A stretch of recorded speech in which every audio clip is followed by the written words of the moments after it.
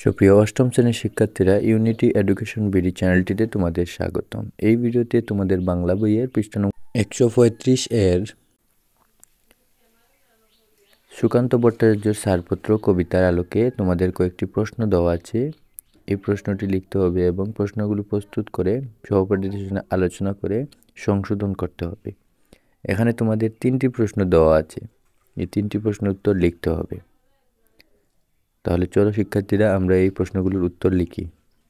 প্রথম প্রশ্নে দেওয়া আছে, ছাড়পত্র কবিতার কবি এই পৃথিবীকে নবজাতকের জন্য বাসযোগ্য মনে করেননি কেন?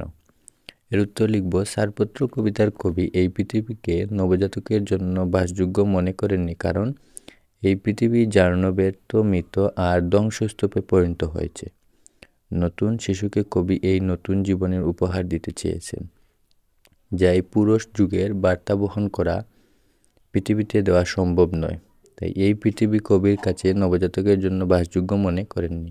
2 নম্বর প্রশ্নে দেওয়া আছে, প্রাণপণে পৃথিবী সবার জঞ্জাল, এই বাক্যটি দিয়ে কবি পুরো ব্যবস্থার পরিবর্তন ঘটাতে চেয়েছেন। সব ধরনের পুরাতন ব্যবস্থা, চিন্তা ও বিশ্বাস কি পরিবর্তন করা প্রয়োজন মনে করো? তোমার মতো সংক্ষেপে তুলে ধরো।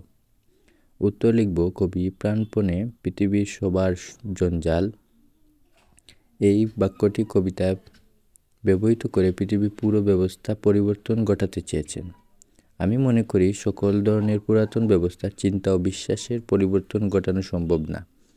আমি পরিবর্তন চাই যে সকল পুরাতন ব্যবস্থা যা মানুষ হিসেবে মর্যাদাকে বাধাগ্রস্ত করে, হানাহানি ও বৈষম্য সৃষ্টি করে, রোগ সুখের সৃষ্টি করে, আর সেই সব পুরানো ব্যবস্থা, চিন্তা ও বিশ্বাস মানুষের জন্য কল্যাণ বয়ে আনে, সৌন্দর্য সৃষ্টি করে, বৈষম্যের অবসান ঘটায়, সেই সব ব্যবস্থা পরিবর্তন আমি চাই না।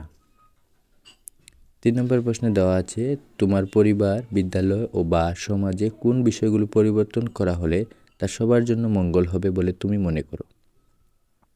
এর উত্তরে লিখব, আমার পরিবারের সবাইকে সমানভাবে গুরুত্ব দিতে হবে, মতামতের প্রাধান্য দিতে হবে এবং সবার কথা মনোযোগ সহকারে শুনে সিদ্ধান্ত নিতে হবে, তাহলে তা সবার জন্য মঙ্গলকর হবে। আমার বিদ্যালয়ে আনন্দঘন পরিবেশে পাঠ কার্যক্রম সম্পন্ন করতে হবে। আমার সমাজে ধর্ম, গোত্র, বর্ণ, অর্থবিত্ত ও বংশগত বৈষম্য না করে মানুষ হিসেবে সমান মর্যাদা দান করতে হবে। তাহলে শিক্ষার্থীরা, এই ছিল তোমাদের অষ্টম শ্রেণী 135-136 পৃষ্ঠার প্রশ্নগুলোর উত্তর। ভিডিওটি ভালো লাগলে অবশ্যই চ্যানেলটি সাবস্ক্রাইব করতে ভুলবে না।